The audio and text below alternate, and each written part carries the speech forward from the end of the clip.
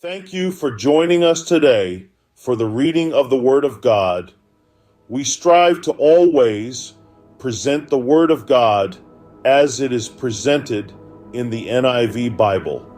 Keep us in your prayers as we pray for you all as we engage our Lord and Savior in this amazing journey in the reading of the Bible.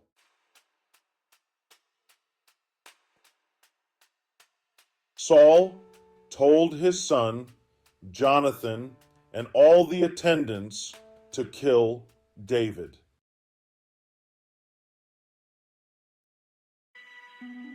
But Jonathan had taken a great liking to David and warned him, "My father Saul is looking for a chance to kill you.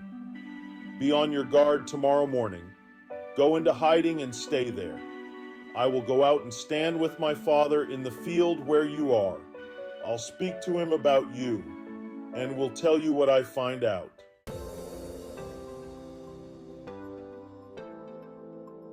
Jonathan spoke well of David to Saul, his father, and said to him, "Let not the king do wrong to his servant David. He has not wronged you, and what he has done has benefited you greatly. He took his life in his hands when he killed the Philistine. The Lord won a great victory for all Israel, and you saw it and were glad. Why then would you do wrong to an innocent man like David by killing him for no reason?"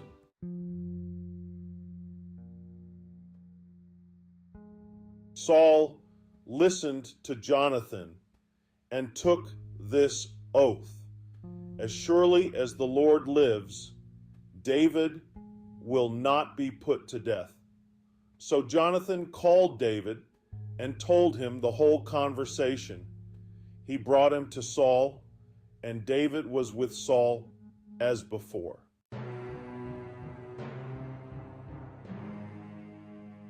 Once more, war broke out, and David went out and fought the Philistines. He struck them with such force that they fled before him. But an evil spirit from the Lord came upon Saul as he was sitting in his house with his spear in his hand. While David was playing the lyre, Saul tried to pin him to the wall with his spear. But David eluded him as Saul drove the spear into the wall. That night, David made good his escape.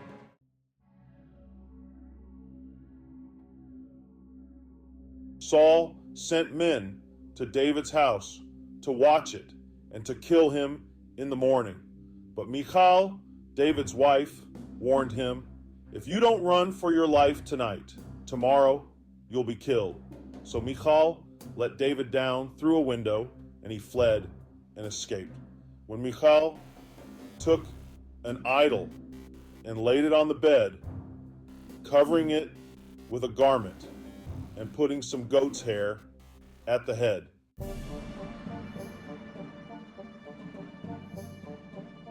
When Saul sent the men to capture David, Michal said, "He is ill."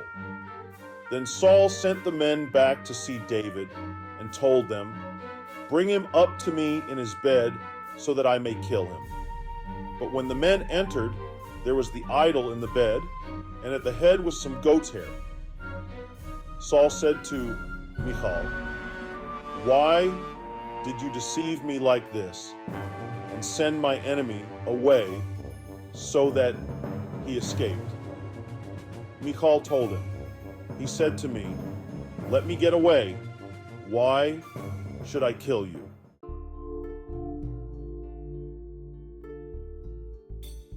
When David had fled and made his escape, he went to Samuel at Ramah and told him all that Saul had done to him. Then he and Samuel went to Naioth and stayed there.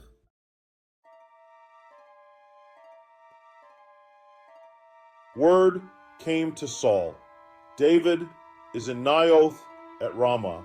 So he sent men to capture him. But when they saw a group of prophets prophesying, with Samuel standing there as their leader, the Spirit of God came on Saul's men, and they also prophesied.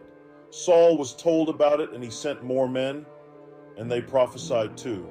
Saul sent men a third time, and they also prophesied.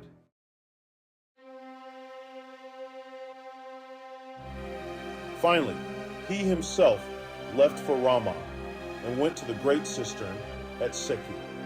And he asked, "Where are Samuel and David?" "Over in Naioth at Ramah," they said. So Saul went to Naioth at Ramah.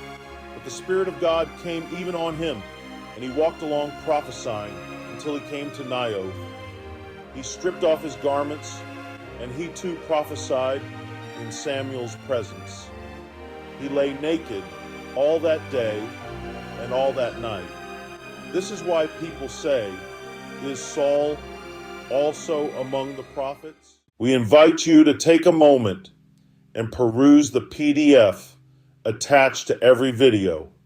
These documents provide further enlightenment on the Word of God that we have covered together, and it underlines the importance of reading them for a deeper understanding. We send our blessings to you in the name of Jesus Christ always. Your presence in the next reading of God's Word would be highly appreciated. Be there.